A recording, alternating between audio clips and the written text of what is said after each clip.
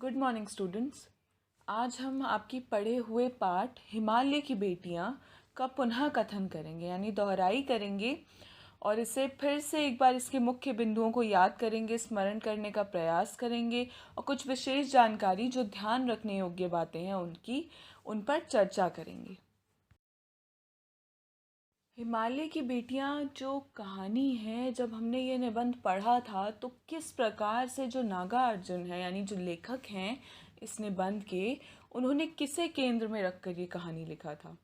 इस कहानी के केंद्र में उन्होंने मुख्य रूप से जिन चीज़ों को रखा था वो था हिमालय, हिमालय के साथ नदियाँ, समुद्र, सिंधु व ब्रह्मपुत्र यानी अन्य नदियों के नाम दिए थे और नदियों की बाल लीलाओं पर चर्चा की थी।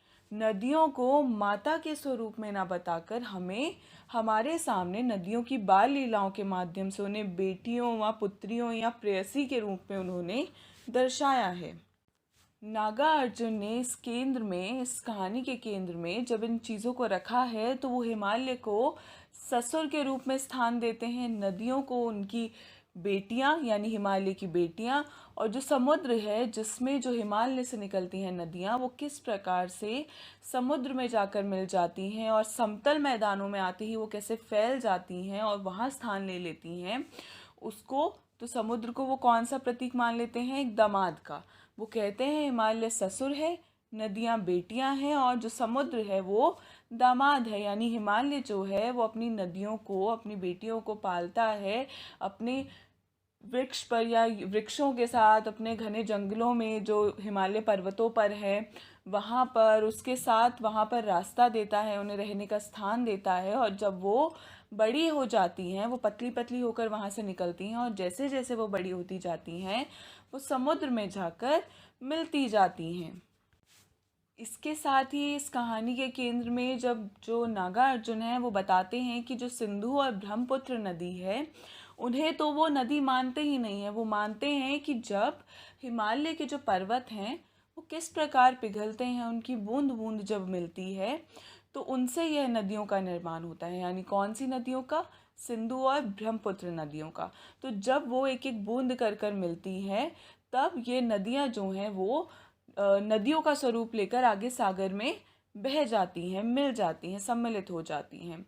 और इन्हीं बातों को केंद्र में रखकर नदियों की बाल लीलाओं को दर्शाते हुए वो कैसे वनों से गुजरती हैं, तो कैसे कैसे जो पौधे बीच में आते हैं उन्हें वो मसलती हुई, उनके साथ हटकेलियाँ करती हुई वो वहाँ से निकलती हैं, इस तरह की बातें। और हिमालय कैसे उनका पालन पोषण करता है, वो कैसे नदियों की हटकेलियों को समझता है, उनको देखता है, उनको उनको पालता है, उसका वर्णन यहाँ पर किया गया है। अभी तक हमने हिमालय की बेटियों के कुछ मुख्य बिंदु या कुछ यूँ कहें कि मुख्य जो पात्र हैं या जिन पर डिस्कशन हुआ है इस पाठ में उसका वर्णन किया है, जिनको उसी को आगे विस्तार रूप में समझने का प्रयास करते हैं। जो ध्यान रखने योग्य बातें हैं उन्हें समझते हैं। तो जो हिमालय है वो हिमालय कहाँ स्थित है, हिमालय जो है वहाँ से निकलने वाली नदियों का क्या स्वरूप होता है। वो नदियाँ 12 मासी हैं। वो जो नदियाँ हैं यानी 12 मास, जो 12 महीने हैं वो नदियाँ बहती रहती हैं वहाँ से। तो उसका एक जो रीज़न है, उसका जो कारण है आमतौर पर बहने का या मिलने का, वो ये कारण है कि वो जो नदियाँ हैं वो किस प्रकार से हिमालय की जो बर्फीली पहाड़ियाँ हैं वहाँ से बूंद बूंद कर जो पानी गिरता है उनसे वो नदियों का स्वरूप ले लेती हैं। यानी वो बूंद बूंद मिलकर नदी का स्वरूप लेती है और नीचे समुद्र में जाकर समतल हो जाती हैं। इसी के साथ सिंधु और ब्रह्मपुत्र नदियों से हिमालय की मुख्य नदियाँ प्रणाली है। यानी ये जो नदियाँ हैं वो वहाँ की मुख्य नदियाँ हैं। कौन सी नदियाँ?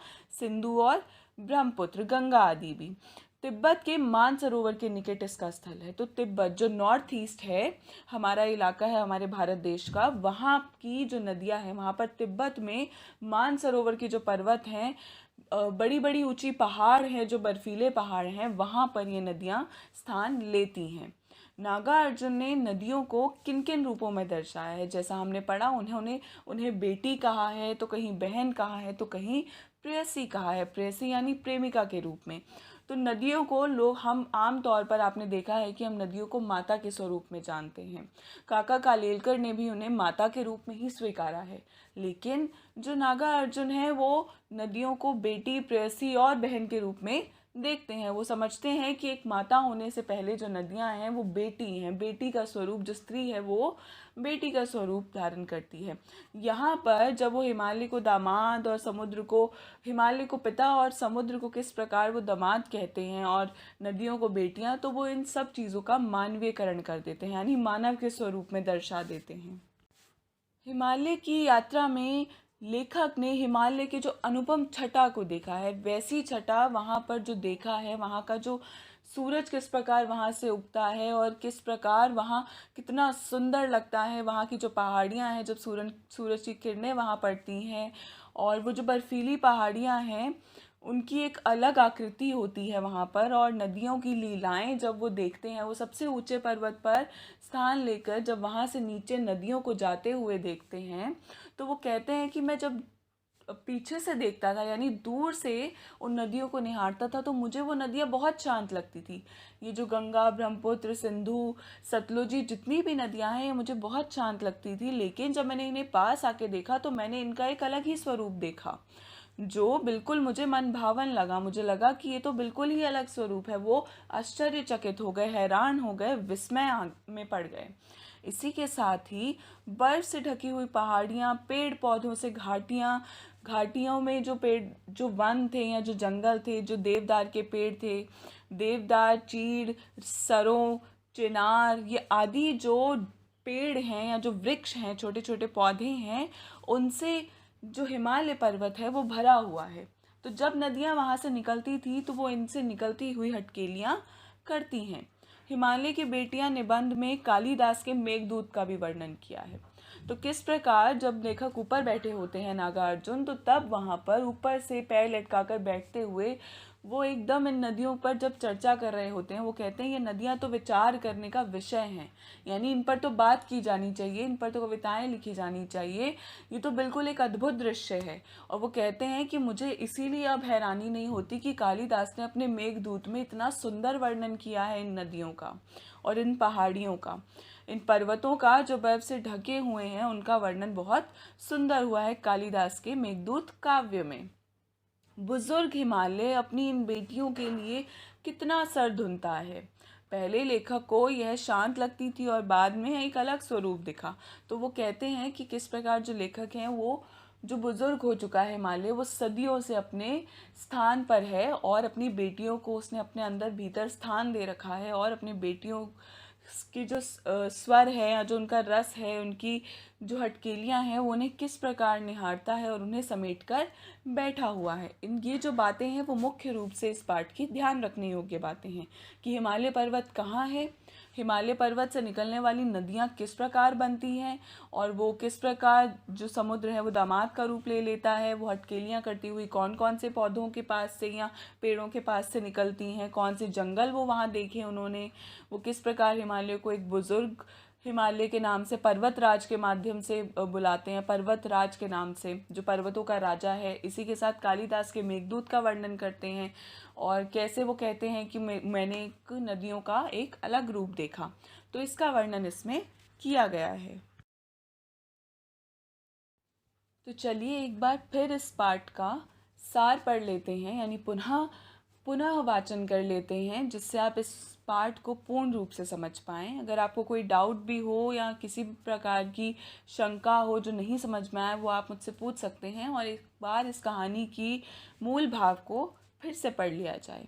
हिमालय की बेटियाँ नागार्जुन द्वारा लिखा गया एक प्रसिद्ध निबंध है। तो किसने लिखा है? नागार्जुन ने। लेखक प्रस्तुत निबंध में नदियों के प्रति अपार श्रद्धा व आदर का भाव प्रकट करता है। जब वो नदियों को देखते हैं तो वो उनके मन में नदियों को देखकर श्रद्धा भाव आता है, आदर का भाव आता है। किसके मन में? लेखक के मन में। वो बहुत रिस्पेक्टफुल नज़रों से वो इन नदियों को निहारते हैं। वह इन नदियों को माँ, दादी, मौसी और मामी की गोद की तरह उनकी धारा में डुबकियां लगाया करता था। यानी जब लेखक, मैंने आपसे कहा कि पहले उन्हें कैसी लगती थी ये जो नदियां हैं, तो वो इन्हें आदर और श्रद्धा के भाव से देखा करते थे। उन्हें लगता था ये तो माता स्वरूप हैं, या ये दादी स्वरूप हैं, मौसी या मामी के स्वरूप में है। जिस जिस प्रकार उनकी गोद में सर रख कर सोया जा सकता है, उनकी प्रेम की धारा में डुबकियां लगाई जा सकती हैं, उसी प्रकार हिमालय पर्वतों की नदियों में भी उतना ही आदर है। वो भी माता का स्वरूप है, दादी का स्वरूप है। उनकी नदियों का जो शीतल जल है उसमें डुबकियां लगाई जा सकती हैं, वो भी प्रेम भरा जल है। ऐसा लेखक को पहले लगता था जब वो इन नदियों को दूर से देखता था।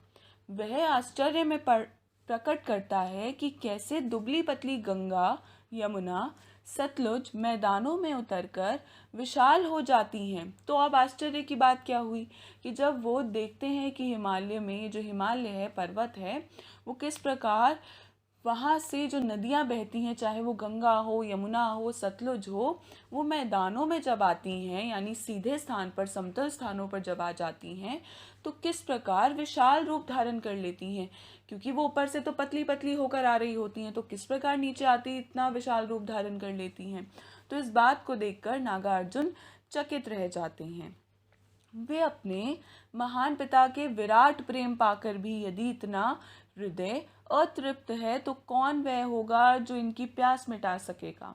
बर्फ से ढकी पहाड़ियाँ, छोटे छोटे पौधों से भरी घाटियाँ, बंधुर अधिकताएं, सब सब्जियां, उपत्यकाएं आदि खेलते खेलते ये दूर निकल जाती हैं। यानी जो ऊंचा, जो सबसे ऊंचे पर्वत हैं या जो पेड़ हैं, उनकी जो शाखाएं हैं, वहाँ से निकलती हुई वो किस प्रकार से हटकेलियाँ करती हैं, खेलकूद करती हुई दूर निकल जाती हैं। तो देवदार, चीड़, सरो, चिनार, सफ़ेदा, कैल के जंगलों में पहुंचकर शायद इन्हें बीती बातों को याद करने का मौका मिल जाता होगा। सिंधु और ब्रह्मपुत्र के बीच रवि, सतलुज, चैनार और चैनाब, झेलम, गंगा, यमुना, गंडक आदि कई छोटी बड़ी नदियां हैं जो हिमालय की ही बेटियां हैं।